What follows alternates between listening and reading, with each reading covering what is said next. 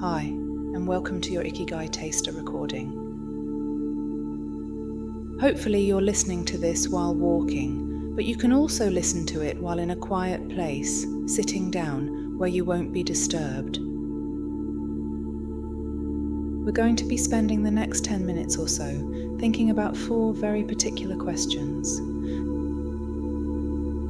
These aren't the kind of questions you rush through. Each question is from a different part of the Ikigai framework, a way of thinking about purposeful direction that comes from Japanese philosophy. Ikigai can be translated roughly as your reason for being.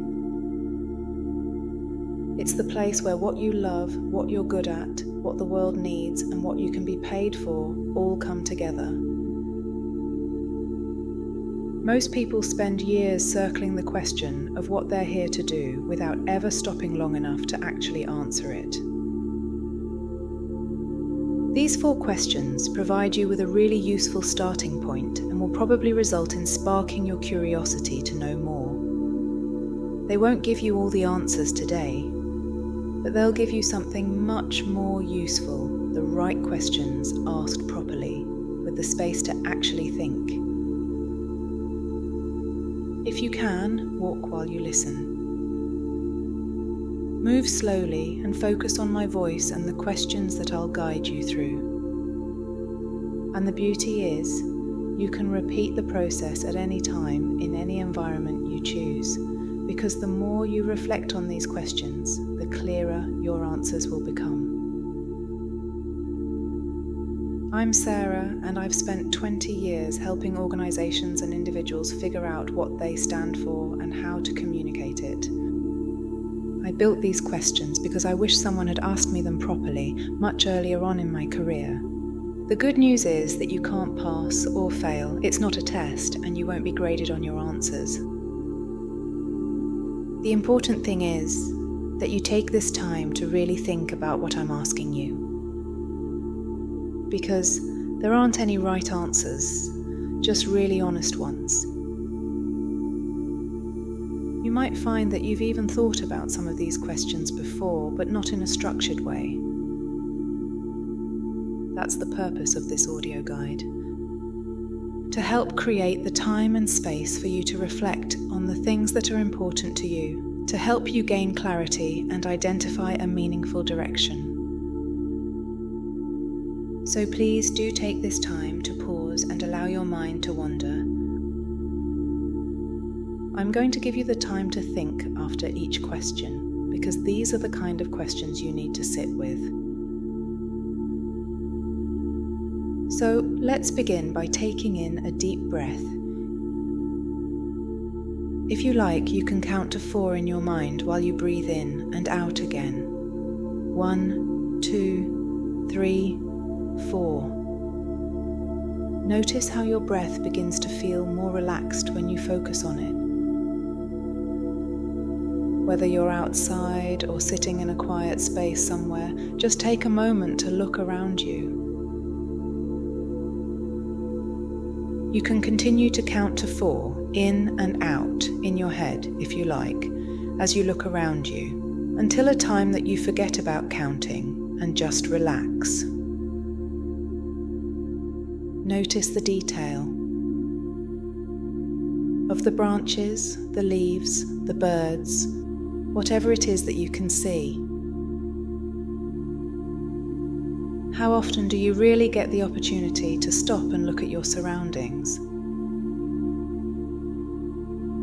Now, if you can just focus on your breathing for a moment, just listen to it.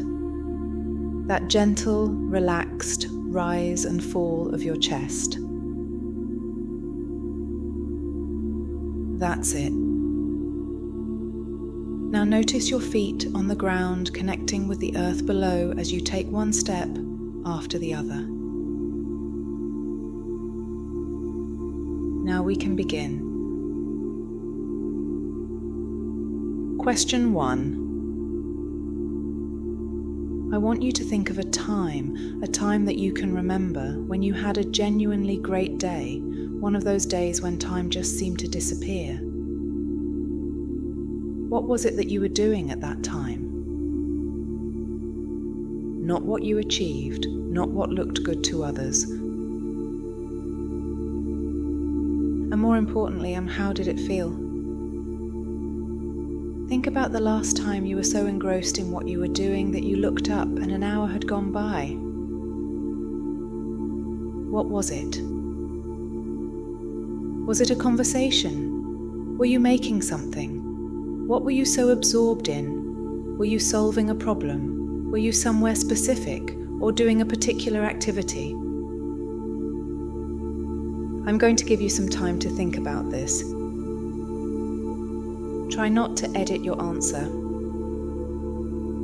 Just let it bubble up on its own, whatever comes to mind.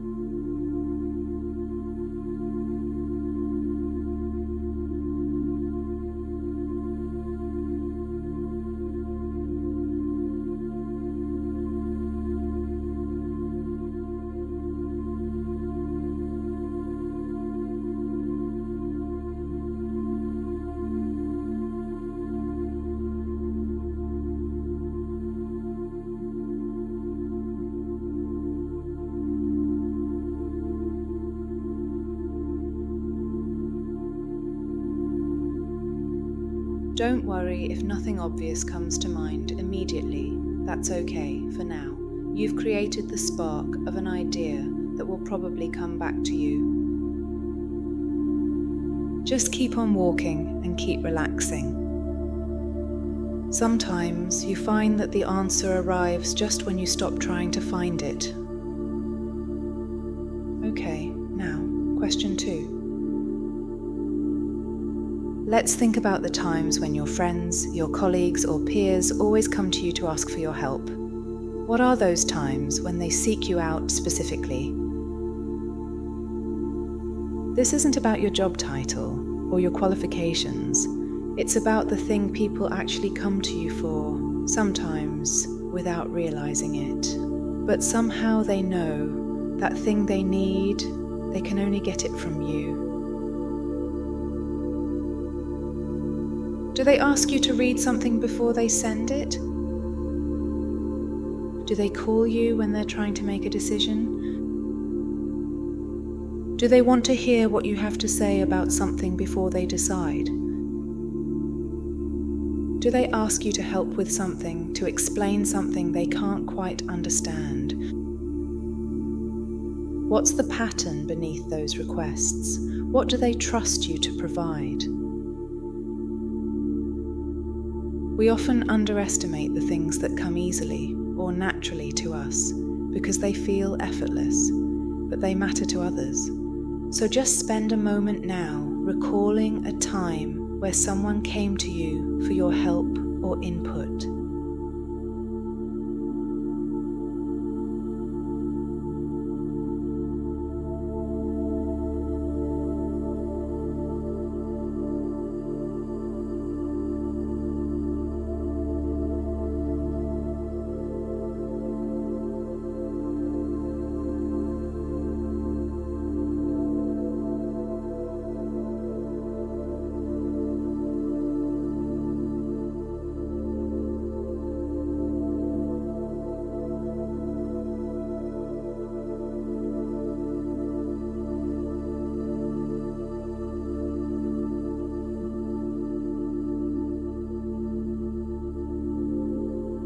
Okay, good work. Now we'll move on to question 3. This is the question that many people can find quite surprising. What is it that frustrates you or angers you about the world when you find yourself thinking, why doesn't someone just fix this?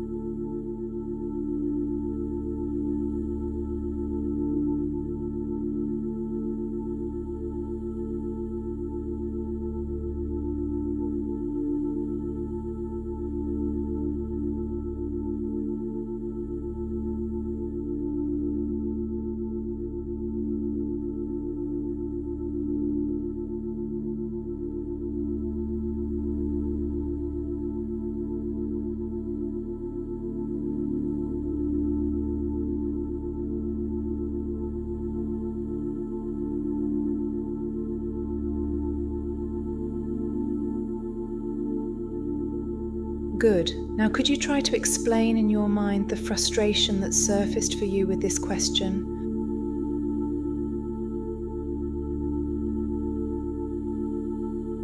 If you can explain it, remember it so that you can write it down later, because it's a useful signal. It's pointing at something that matters to you. A gap, a problem, an injustice, a missed opportunity that you feel more acutely than others around you.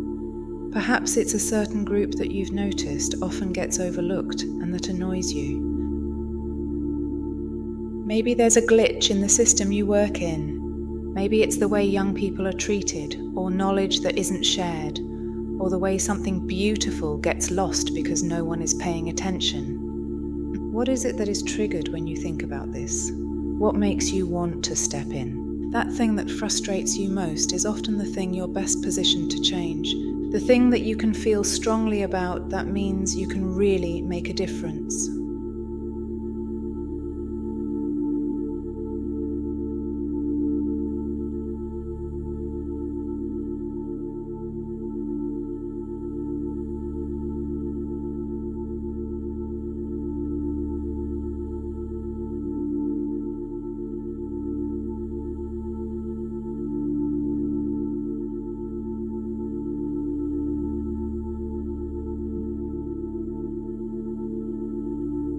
And now we're going to move on to our final question. Can you think of a time at any point in your life where you were paid, whether it was formally or informally, for a skill, a service, or a piece of advice?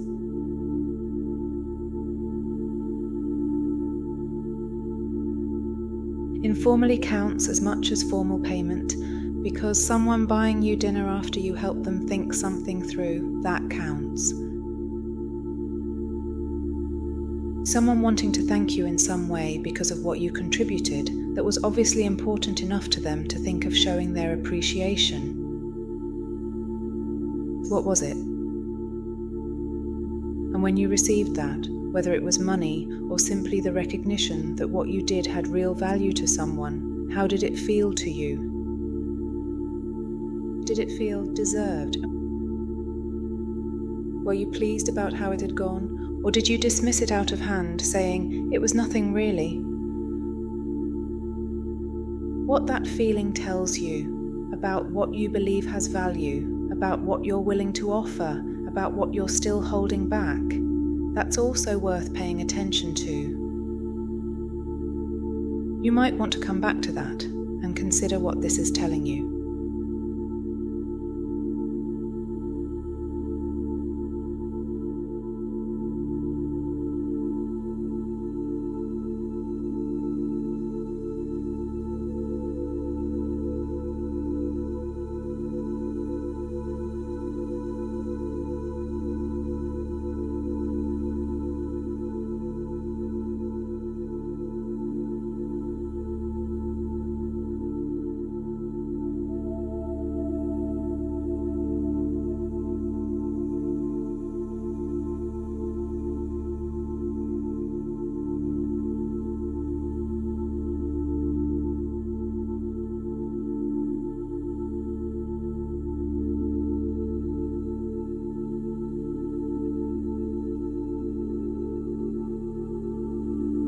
Okay.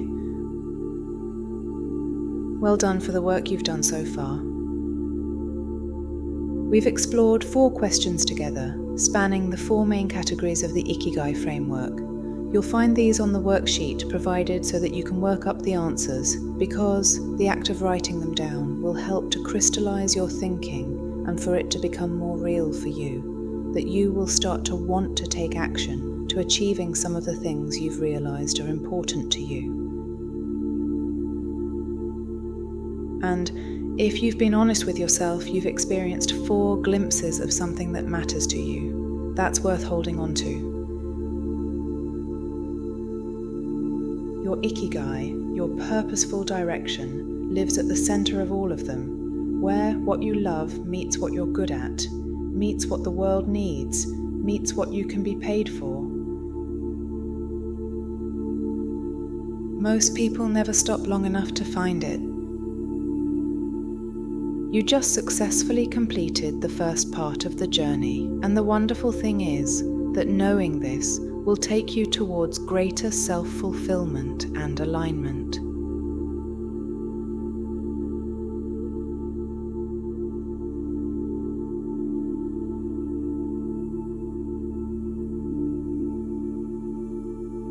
The full Ikigai audio walking guide, if you choose to explore this further, will take you through 12 questions across all 4 categories, with real space between each one and a guided reflection that builds as you listen. It comes with my Ikigai synthesis worksheet, a printable guide that helps you take everything you surface on your walk and turn it into a clear written direction. A sentence, a paragraph, and the foundation of a personal brand you can actually build from. If you like, you can use the 2 parts together, listening and pausing as you write your answers down, whichever works best for you. And the beauty is that you'll have unlocked some detail that might have been buried deep, and once you've surfaced it, you'll find that a part of your brain will hold on to it for you, realizing it's important. There is a part of the brain that acts like an executive assistant. You have to provide it with the details it needs to start to consider actions that you can take to turn imagination and thought into reality. If today's 4 questions gave you something, a thread, or a feeling that the right question is somewhere close, you might wish to download the full guide. You can find the full Ikigai audio guide with all 12 questions to work through and other audio guides and resources at sarahlmorgan.co. And if you prefer to work through this process live, you can sign up to one of my online sessions where I share a whole range of practical approaches that I've used in both coaching and behavioral therapy programs to help you on your journey. Thank you for walking with me today. I'm so glad you chose to give yourself this opportunity, and I look forward to working with you more on your journey towards finding your meaningful career.